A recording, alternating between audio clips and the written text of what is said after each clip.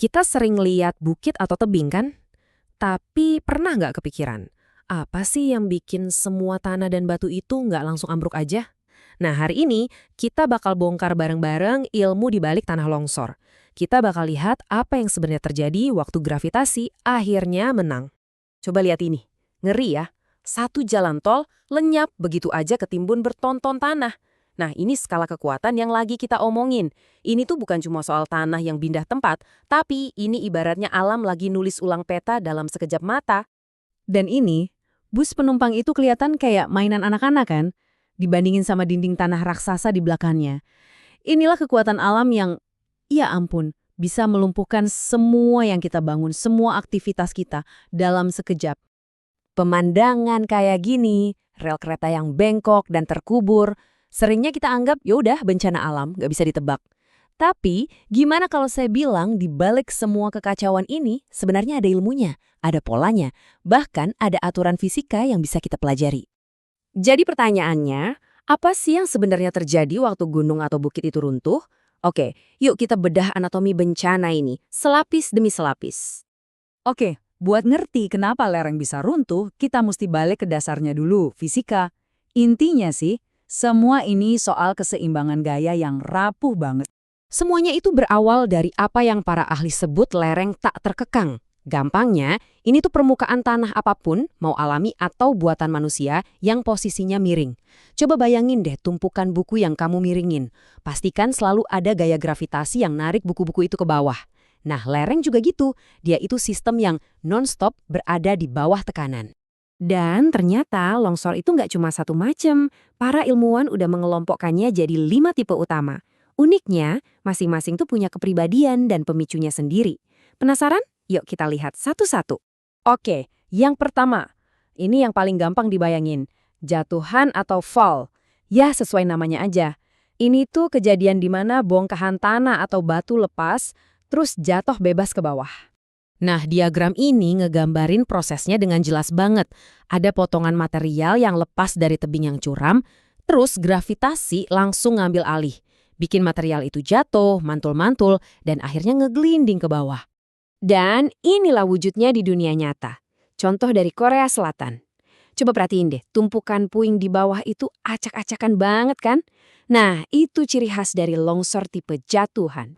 Lanjut, yang kedua namanya gulingan atau topple.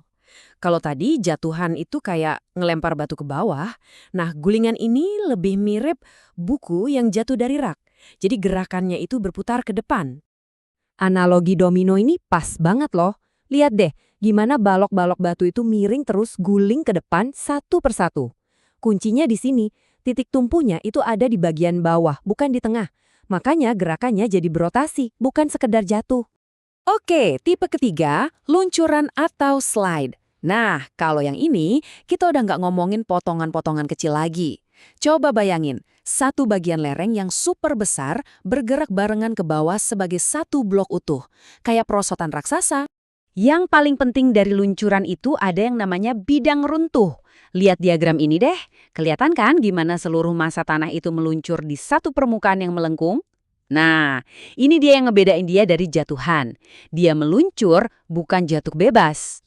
Jadi, biar gampang ingatnya ya, gulingan itu berotasi ke depan. Kalau luncuran, itu bergerak barengan ke bawah, meluncur. Tipe keempat, sebaran atau spread. Yang ini agak sedikit lebih rumit. Gini deh, bayangin ada lapisan kue yang keras di atas puding jelly. Kalau tiba-tiba jelinya jadi cair, kuenya kan bakal pecah dan nyebar ke samping kan? Nah, persis kayak gitu. Lapisan tanah di atasnya kuat, tapi lapisan di bawahnya, biasanya pasir atau lanau yang banyak airnya, tiba-tiba jadi lemah dan mengalir. Nah, akibatnya kayak gini nih. Permukaan tanahnya jadi kayak ditarik-tarik, pecah, bikin retakan-retakan dan blok-blok tanah yang gerakannya lebih ke samping, bukan cuma ke bawah. Dan yang terakhir, yang kelima, aliran atau flow. Kalau yang ini, tanahnya udah kecampur sama banyak banget air, sampai bentuk padatnya hilang. Bayangin aja, lumpur kental atau adonan beton basah yang tumpah dan ngalir deras ke bawah. Jadi, ini udah bukan lagi blok tanah yang gerak, tapi lebih mirip sungai lumpur. Dan karena sifatnya yang cair ini, longsor tipe aliran seringkali cepat banget dan bisa menjangkau area yang jauh banget dari sumbernya. Inilah yang bikin dia jadi sangat-sangat berbahaya. Nah, kita balik lagi ke gambar bus di awal tadi. Sekarang kita jadi tahu kan, ini tuh bukan cuma tumpukan batu biasa. Ini adalah sisa-sisa dari longsor tipe aliran. Kita bisa ngebayangin gimana material ini mengalir deras dari atas bukit dan nelen semua yang dilewatinya. Oke, kita udah kenalan sama 5 kategori longsor. Tapi, ini bukan cuma buat nambah pengetahuan umum aja loh. Ngertiin perbedaan kelima tipe ini tuh penting banget. Punya dampak langsung ke dunia nyata, terutama soal keselamatan dan rekayasa sipil.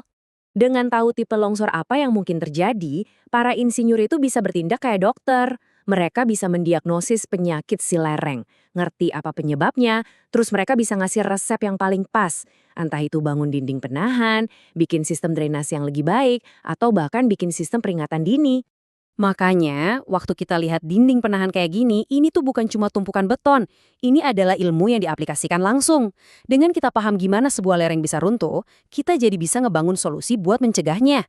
Ingat, memahami masalah itu langkah pertama dan terpenting untuk menyelesaikannya.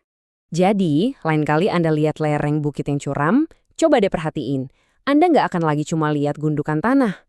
Anda bakal lihat sebuah sistem yang dinamis. Sebuah cerita tentang gaya tarik-menarik antara tekanan dan kekuatan. Dan sekarang, Anda udah tahu cara ngebaca beberapa bab paling penting dari cerita itu.